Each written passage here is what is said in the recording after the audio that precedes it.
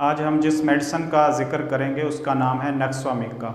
Nux vomica एक ऐसे पौधे के बीजों से तैयार की जाने वाली मेडिसिन है जो सारा साल सरसब्ज़ रहता है और इसके फूलों की खुशबू नाखुशगवार और फल नारंगी रंग का होता है।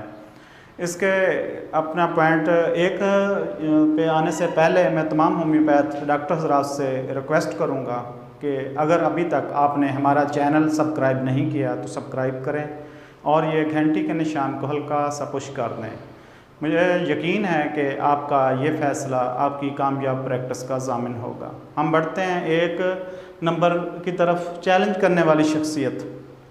अगर नक्सवामिका को देखें तो ये इसकी शख्सियत एक चैलेंज करने वाली शख्सियत होती है। तो ये कोई सियासतदान हो, कोई बिज़नेसमैन हो, किसी भी हवाले से हो, कोई ड्राइवर हो, किसी भी हवाले से किसी भी शोबे से उसका ताल्लुक़ हो, तो ये इसके अंदर ये चीज़ पाई जाती है। तो जिन दिनों में हम स्कूल में पढ़ते थे तो उन दिनों की मैं थोड़ा सा हवाला दूंगा, एक मिसाल दूंगा कि हम लोग बसों पे सफ़र किया करते थे तो एक सफरी कार्ड मिल जाते थे, स्टूडेंट कार्ड, तो उसकी वजह से किराया नहीं लगता था। तो ऐसे घूमते फिरते रहते थे, ठीक है ना जी। तो वो बसें वाले जो होते थे वो रेस लगा लेते थे, एक टारगेट बनाते थे कि अगले बस स्टॉप पे पहले पहुंचना है। तो वो इस चक्कर में जो है वो ख़तरनाक किस्म की रेसें लगाते थे। जो अभी देखें एक एक बस के अंदर तकरीबन 50-50, 100-100 मुसाफिर बैठे होते थे, लेकिन वो उनकी ज़िंदगियों को ख़तरे में डाल देते थे और इंतहाई ख़तरनाक गाड़ियाँ चलाते थे वो। तो उस के नतीजे में जो है वो हादसे हो जाते थे बड़े बड़े, तो कई कीमती जानें भी नुकसान मतलब हो जाती थी, वो ज़ाया हो जाती थी इन चक्करों में। तो लेकिन वो अपनी ज़िद से बाज नहीं आते थे, वो एक मुसलसल अपनी वो रेस को बरकरार रखते थे। आए रोज़ वाक़यात भी होते थे, लेकिन वो अपनी उस चक्कर में जो है जितना मर्ज़ी बड़ा नुकसान हो जाए उनको परवाह नहीं होती थी, गाड़ी का नुकसान हो जाए या जानों का हो जाए, लेकिन वो अपने टारगेट को फोकस रखते थे। तो ये एक मिसाल थी। तो एक वाक़या मुझे याद आ गया कि एक दफ़ा मैं गाड़ी में सफ़र कर रहा था, तो अपनी एक रफ़्तार से जा रहा था, पीछे से एक गाड़ी आई, उसने तेज़ी से मुझे क्रॉस किया, फिर आगे जाके स्लो हुआ, फिर पीछे आ गया, पीछे आके फिर उसने तेज़ी से क्रॉस किया मुझे। मैंने कोई नोट नहीं किया उसको, लेकिन उसने नोटिस लिया कि ये बंदा तो टच से मस नहीं हो रहा। वो पीछे आया, फिर दोबारा बराबर गाड़ी करके फिर वो शीशा उसने नीचे किया अपनी गाड़ी का, तो मुझे इशारा किया, मैंने भी गाड़ी का शीशा नीचे किया। तो वो मुझे ऑफ़र कर रहा था कि हम रेस लगाते हैं, ठीक है ना जी। मैंने कहा मैं तो रेस नहीं लगाऊंगा। कहते नहीं, अब 40-50 किलोमीटर तक लगा लेते हैं, ज़्यादा नहीं लगाते हैं, देखते हैं, ठीक है ना जी। मैंने जब उसको जवाब दे दिया तो बेचारा मायूस होके चला गया, क्योंकि ये टारगेट बना के सफ़र करते हैं, रेस भी लगाते हैं, किसी न किसी को चैलेंज कर देते हैं, ये इनके एक मजाज में शामिल होता है। तो आगे चलते हैं। नंबर 2 पे है वसीले और ज़िद्दी लोग। ये वसीले और ज़िद्दी किस्म के लोग होते हैं, इनके अंदर ये चीज़ें पाई जाती हैं, ज़रा सी बात में गुस्सा हो जाना, चिड़चिड़ापन और ज़िद पे आ जाना, ठीक है ना जी, और ऐसे खामखा किसी को चैलेंज कर देना, ये इसके मजाज में शामिल है। तो आगे चलते हैं खाने पीने। खाने पीने की इन लोगों की आदत जो है देखें तो ये वो लोग होते हैं जो ज़्यादा चाय का इस्तेमाल करते हैं, सिगरेट, पान, कहवा, काफ़ी, इस तरह की चीज़ें इस्तेमाल करते रहते हैं, शराब का ज़्यादा इस्तेमाल, मुर्गन ग़िज़ाएँ, ये वो लोग होते हैं जो इसका बहुत ज़्यादा बकसरत इस्तेमाल करते हैं, फिर जिसके नतीजे में जो है इनके हाजमे की ख़राबियाँ हो जाती हैं। आगे 4 नंबर पे मैंने रखा हुआ है इसको, हाजमे की ख़राबियाँ।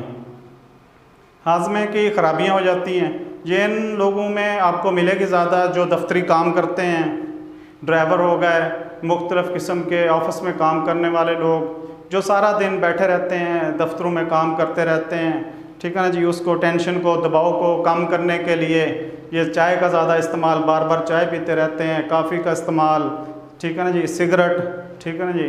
बहुत सारे लोग जो हैं फिर वो शराब के भी आदी हो जाते हैं, अफ्यून भी शुरू कर देते हैं। ये मुख्तलिफ़ किस्म के आदी जो लोग होते हैं इस तरह के, जो एक नशे के आदी हो जाते हैं, तो फिर उनके अंदर ये मसाइल आ जाते हैं। बहुत ज़्यादा होटलिंग करने वाले लोग, जो होटलिंग का बहुत ज़्यादा मतलब वो करते हैं कि बाहर का ही खाना खाना है उन लोगों ने, तो वो वहाँ हाजमे की ख़राबियाँ, इन लोगों का मैदा और जिगर अक्सर ख़राब हो जाता है।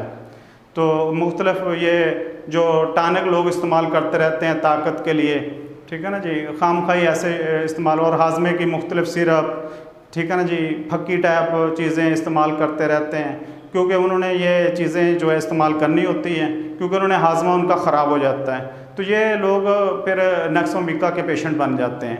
तो नक्स ओमिका फिर इनकी लाजमी एक दवा बन जाती है। तो इन लोगों का, जो लोग बहुत ज़्यादा कसरत का से शराब नोशी करते हैं, अगर ऐसे पेशेंट, अगर आपका वो लीवर का मसला लेके आए, जिगर का और स्टमक मैदा वगैरह ख़राब, तो उनकी नक्स ओमिका लाजमी दवाई बन जाती है।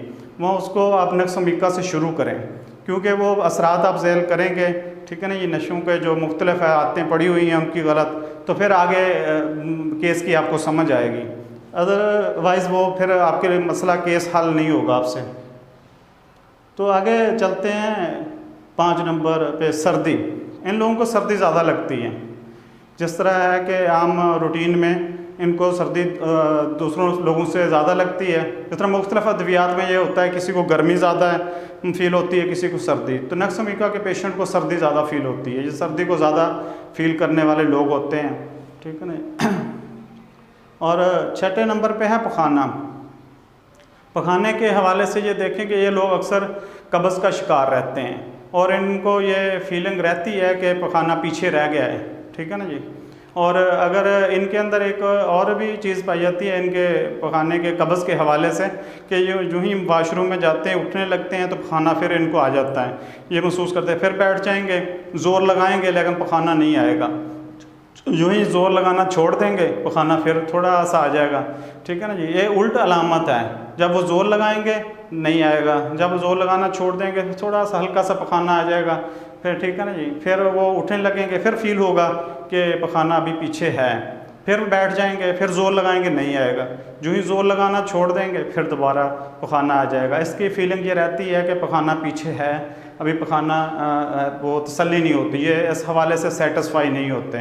तो इस हवाले से ये चीज़ें हैं कि बहुत सारे लोग जो अपना ये शिकार रहते हैं इस तरह के प्रॉब्लम्स का, तो वहाँ आपने नक्स ओमिका पे गौर करना है, क्योंकि जिगर के हवाले से, स्टमक के हवाले से और ये कब्ज़ के हवाले से नक्स ओमिका के आपने फोकस करना है। और इनके लाइफस्टाइल, जो लोग आते हैं आपके पास, कि उनके खाने पीने की आदत पे आप गौर करें, किस किस्म की हैं, तो वहाँ नक्स ओमिका पहली दवाई होती है।